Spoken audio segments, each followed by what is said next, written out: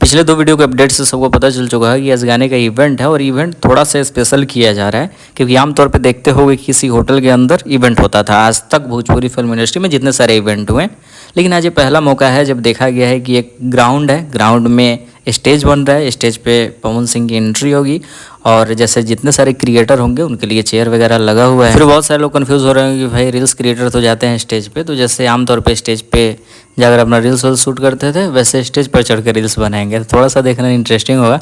बाकी की वीडियो के लिए तो चैनल को सब्सक्राइब करे रहना है, क्योंकि वहाँ से जितना सारा वीडियो होगा सबसे पहले इस चैनल पर देखने को मिलेगा। बाकी जो आज वाला गाना रिलीज़ हुआ उसका परफॉर्मेंस ठीक ठाक है, अच्छा खासा है, गाना वायरल हो सकता है अगर ज़्यादा रील्स वोल्स बने तो। बाकी बहुत सारे लोगों का कहना है कि गाना तो बहुत ही अच्छा है, बट हमें गाना एवरेज लगा, ठीक लगा। बाकी देखते हैं आने वाले समय में क्या कुछ माहौल बनता है, वीडियो में मिलेगा।